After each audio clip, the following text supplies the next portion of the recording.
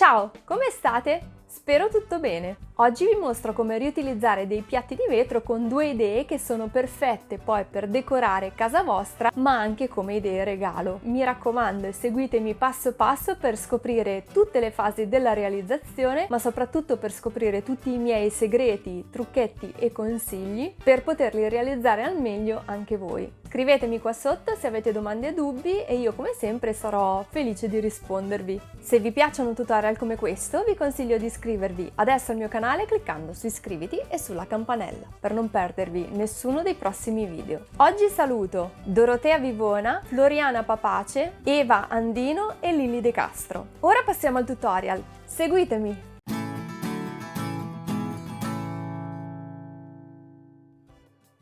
I piatti di vetro che uso in questo tutorial in realtà fanno parte di un'alzatina a 3 piani che ho recuperato dalla cantina. Tra l'altro avevo incautamente sbeccato il piatto più grosso, ma nel video vi mostrerò anche come mettere in sicurezza il piatto per non correre il rischio di tagliarvi.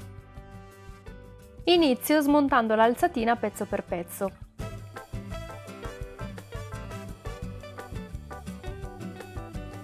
Metto in sicurezza il piatto levigando la sbeccatura con carta vetrata a grana fine.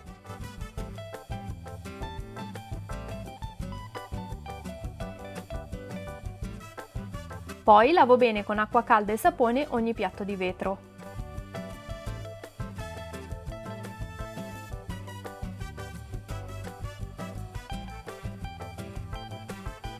Prendo il piatto di grandezza media e ne pulisco il retro con della carta da cucina imbevuta con un po' di alcol etilico, in modo da sgrassare bene il vetro.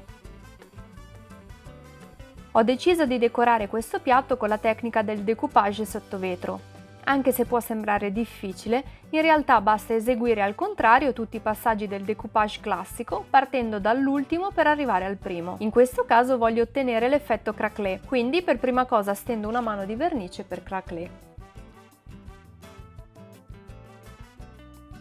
Ne stendo uno strato uniforme e non troppo spesso, usando un pennello morbido. Prima di proseguire con il passaggio successivo, appoggio il piatto di vetro su 2 spessori per evitare che la vernice, colando, incolli il piatto alla carta. Mentre aspetto che la vernice per craquelé sia asciutta al tatto, scelgo la carta da decoupage dalla quale ritagliare le immagini che userò per decorare il piatto. Scelgo, non so più come si dice. Scelgo queste belle immagini di agrumi e le ritaglio dal foglio lasciando un po' di margine. Con una forbicina piccola e appuntita ritaglio le immagini facendo attenzione ai dettagli. Come forse già sapete, per ritagliare al meglio delle immagini molto frastagliate o dalle forme tonde, bisogna aiutarsi muovendo la carta contemporaneamente al taglio. Quando la vernice per craquelé è asciutta, stendo uno strato di vernice di finitura seguendo la forma del piatto. Faccio attenzione a non passare 2 volte sullo stesso punto, perché l'effetto craquelé ne sarebbe rovinato. Lascio alcune zone con uno strato più spesso di vernice per ottenere un craquelé più marcato. La vernice di finitura che ho usato io è abbastanza gelatinosa, quindi è un po' difficile da stendere. Se siete alle prime armi vi consiglio di usare delle vernici di finitura un po' più liquide. Dopo qualche ora la vernice si è asciugata e si sono formate le crepe.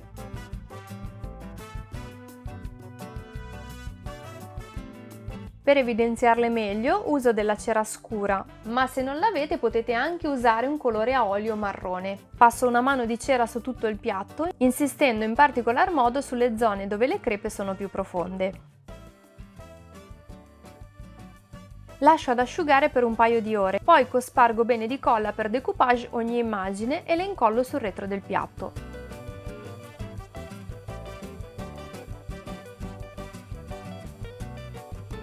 Passo della colla anche sul retro delle immagini, premendo bene con il pennello per eliminare le bolle d'aria.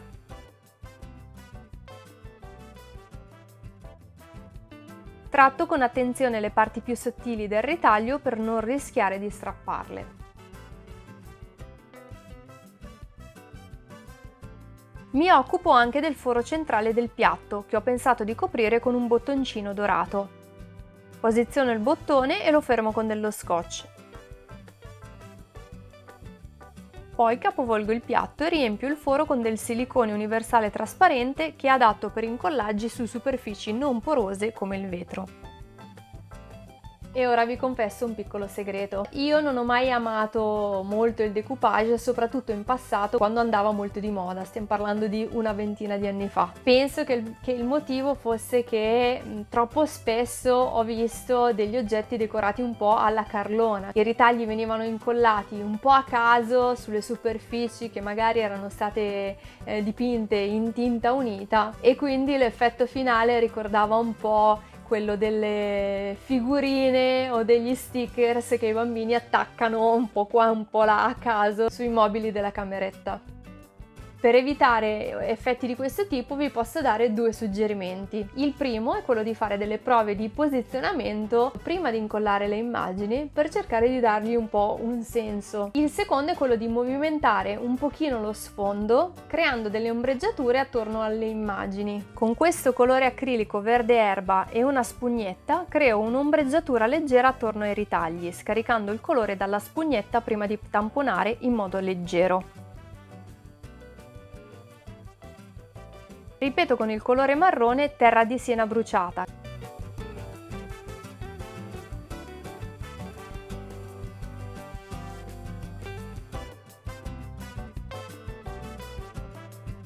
Con questo colore beige titanio invece dipingo tutto lo sfondo del piatto. Uso ancora la spugnetta per evitare che si vedano le righe del pennello e dipingo anche il retro delle immagini che così acquistano più luminosità. Una volta asciutto passo una mano di acrilico bianco che contribuisce a rendere sfondo e immagini ancora più luminose.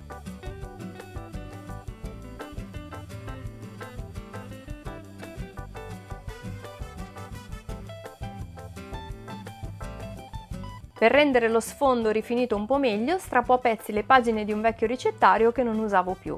Per fare questo passaggio in realtà potete usare la carta che preferite, mi vengono in mente ad esempio carta di giornale, carta delle riviste, oppure carta di riso, oppure ancora carta da pacchi. Mi viene in mente anche la carta velina, però in quel caso siccome è molto trasparente magari bisognerebbe incollarne due strati. Per incollare i pezzi di carta uso della colla vinilica diluita con la stessa quantità di acqua. Il rapporto quindi deve essere 1 a 1, ad esempio un cucchiaio di colla, un cucchiaio di acqua.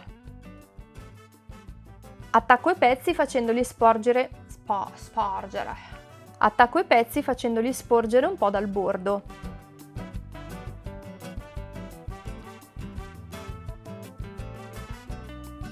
Una volta ricoperto tutto lo sfondo elimino tutte le bolle d'aria aiutandomi con una spugnetta umida. Infine mi assicuro che i pezzi di carta siano incollati bene anche attorno ai bordi. Lascio asciugare bene la colla, poi uso una lima per unghie per eliminare gli eccessi di carta che sporgono dal bordo. Se non hai una lima di questo tipo puoi usare tranquillamente della carta vetrata a grana 100.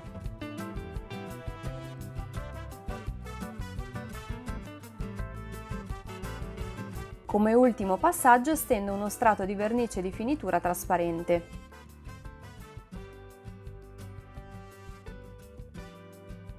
Ed ecco qua il mio nuovo portafrutta finito. Devo dire che io sono stracontenta del risultato.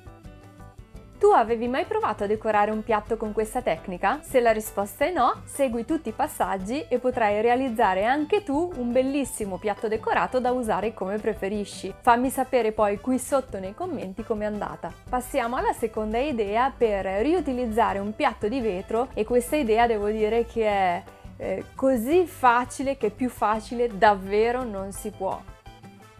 Prendo il piatto di vetro più piccolo e lo riempio con questo profumatissimo potpourri marino.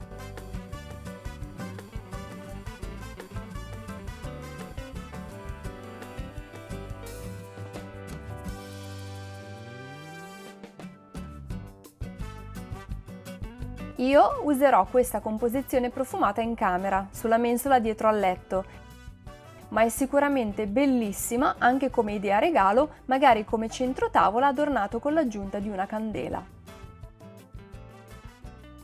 Io ringrazio tutte voi che avete guardato il mio video fino a qua e spero anche di avervi tenuto un po' di compagnia, spero anche che da questo video abbiate potuto imparare qualcosa di nuovo o comunque prendere spunto. Io vi aspetto anche su Facebook e su Instagram, dove condivido progetti e lavori che non trovate sul canale YouTube. Se questo video vi è piaciuto lasciatemi il vostro like, iscrivetevi al canale e magari condividete anche il video con le vostre amicizie sui social e noi ci vediamo alla prossima. Ciao!